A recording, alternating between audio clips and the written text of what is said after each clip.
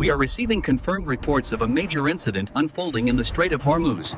Sources indicate a significant escalation in the last hour. 30 minutes. That's all it would take to erase a secret island in the Strait of Hormuz. No warning, no declaration, and no second chances. Just 200 Navy SEALs moving in under total darkness, carried by MH-60M Blackhawks skimming the waterline at 150 knots. Rotors buried beneath the noise of the ocean wind, closing on a target that officially did not exist. They weren't supposed to be there, and in 30 minutes, neither would the island. The target wasn't on any public map. No coordinates were shared outside the inner circle. No press briefings, no leaks. Just a small, rocky landmass sitting in the middle of one of the most critical waterways on the planet. The Strait of Hormuz, the narrow choke point through which nearly a fifth of the world's oil moves every single day. Whoever controls that strait doesn't just control a shipping lane. They control leverage. They control pressure. They control the pulse of the global economy itself. And someone had built something extraordinary out there.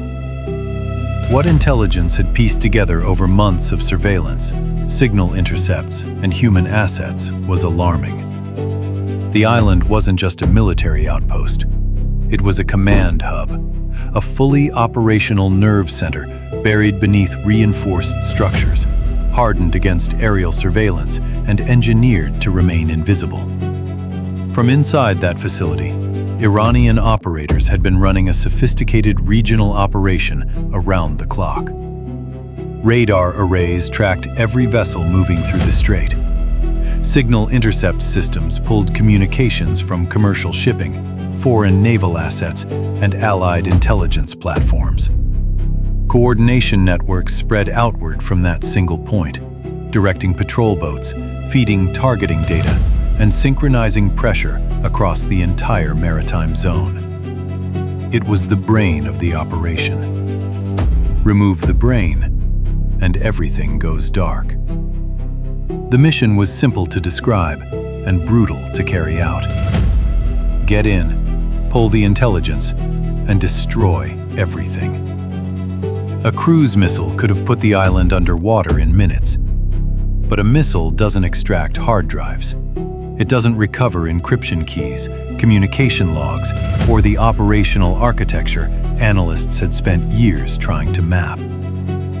The data inside that facility was worth more than its destruction. So they sent men, 200 of them, and they had no time to fail. Under a moonless sky, 4 MH-60M Blackhawks launched. Engines throttled low, formation tight, flying at wave-top altitude, rotors churning just meters above the surface. Threading beneath every coastal radar threshold the Iranians had positioned along the strait. Inside each aircraft, total silence. Every operator had spent weeks rehearsing this mission on a full-scale replica of the target. Every corridor, every door, every defensive position burned into memory. They didn't need to talk. They needed to move. But the Blackhawks weren't alone. High above the strait, invisible to everything except the mission commanders watching the air picture from a command aircraft circling 40 miles out, 2 EA-18G Growlers from the USS Theodore Roosevelt had already been running jamming operations.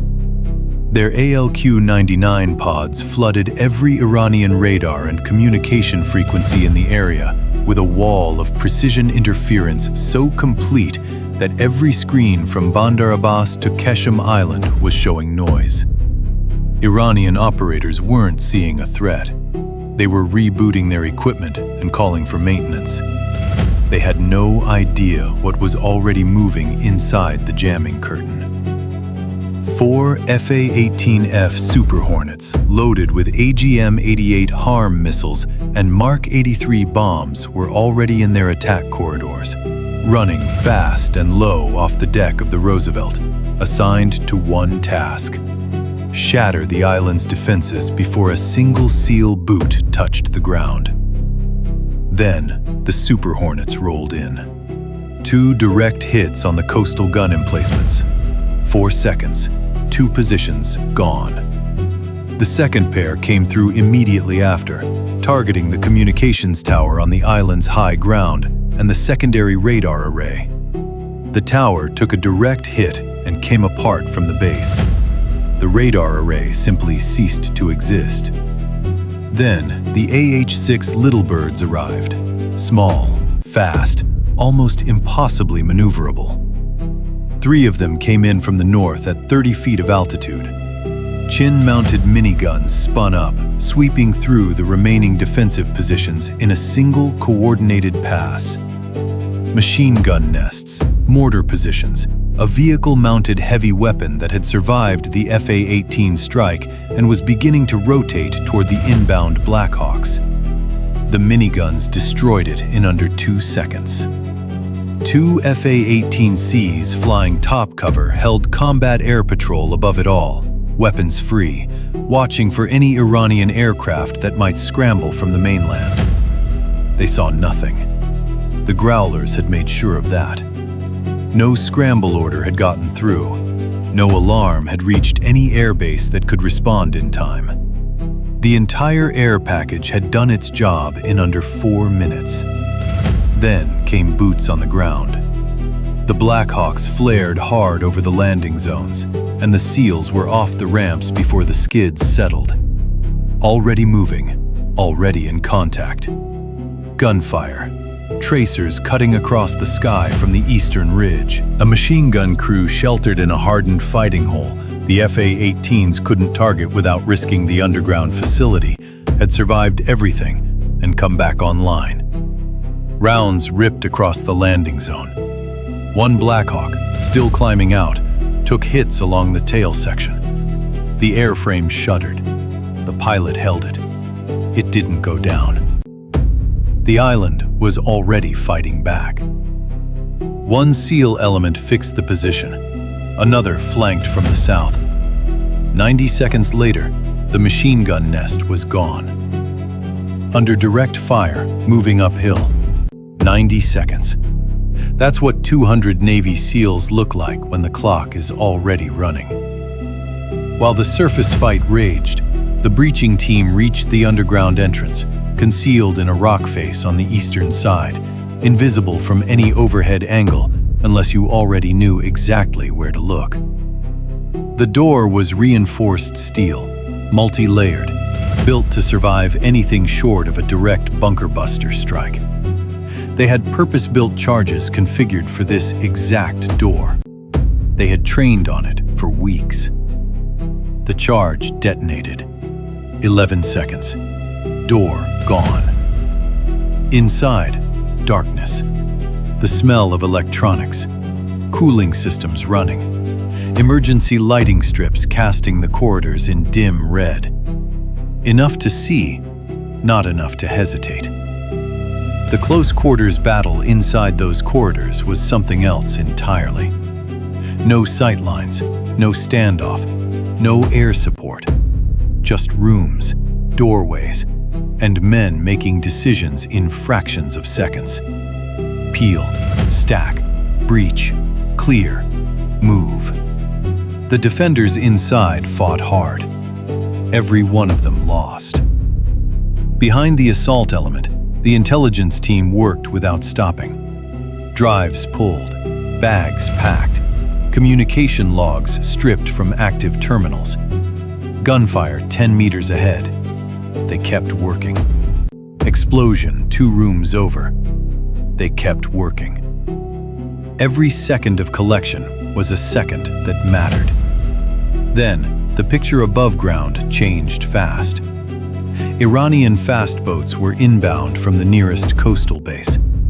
Multiple contacts pushing hard across the water.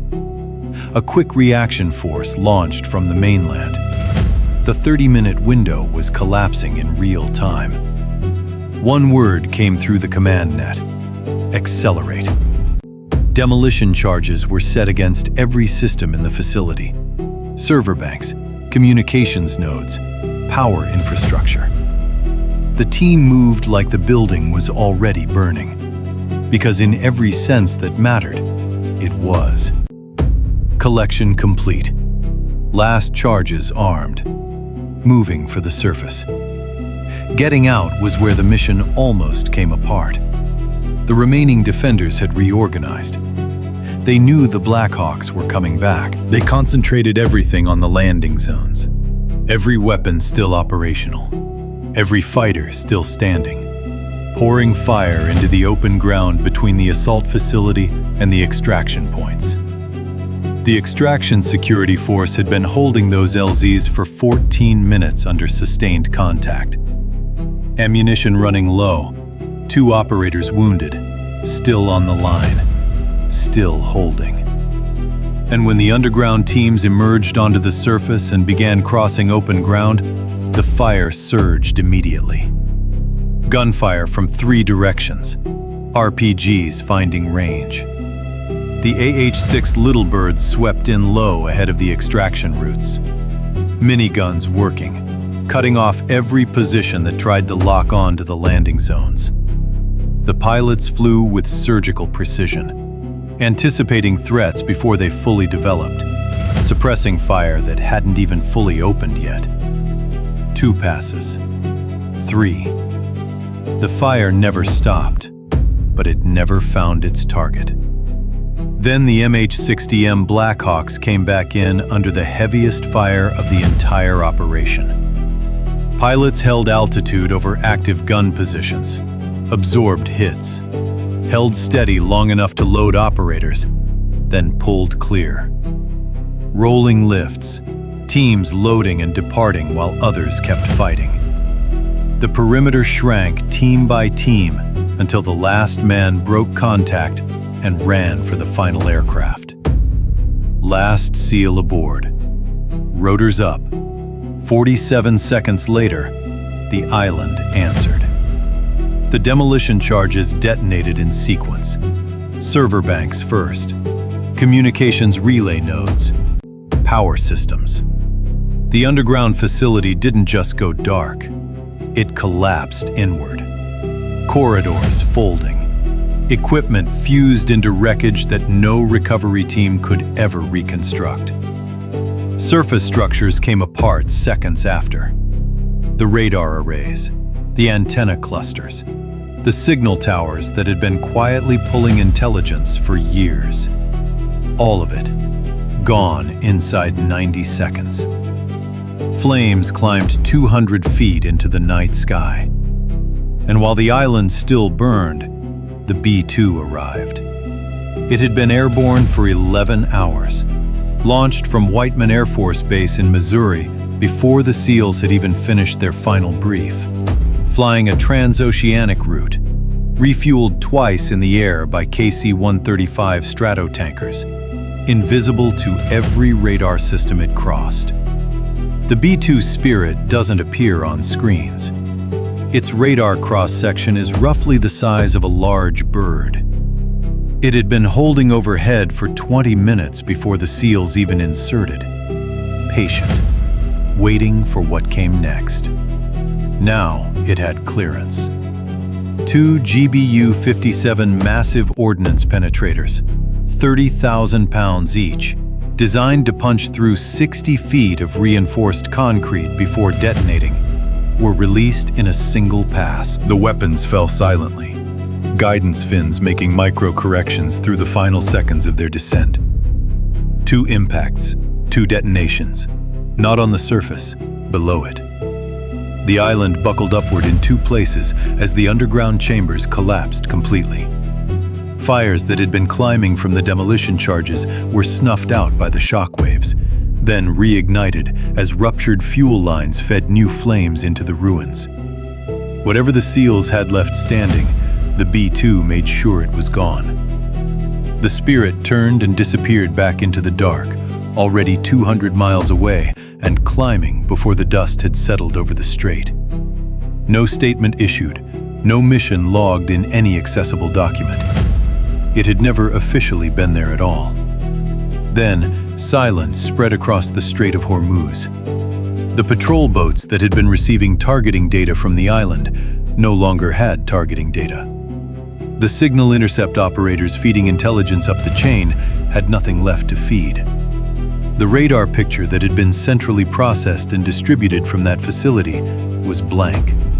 Not degraded, not reduced, gone. Every node in the network that had depended on the island was suddenly isolated, operating without coordination, without direction, without the hub that had just been removed from the surface of the Earth.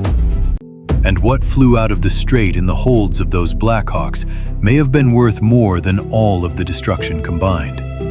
Encryption keys, communication logs, operational architecture, names, contacts, methods, patterns that analysts had spent years trying to piece together from fragments. All of it, physically, in American hands, within minutes. What the SEALs pulled from those servers in under 9 minutes could fuel intelligence operations for years, could reach into networks the island had spent years building. It could give analysts the ability not just to watch Iranian maritime operations, but to predict them, disrupt them, quietly dismantle them from the inside. That part never makes it into any story about the raid. The raid lasted 30 minutes. What came out of it will last much longer. 30 minutes of SEALs, one pass of a ghost. The island was gone. The network was dark. The strait was quiet. And somewhere above the Persian Gulf, already climbing toward the edge of radar coverage, already becoming invisible again, the spirit turned for home.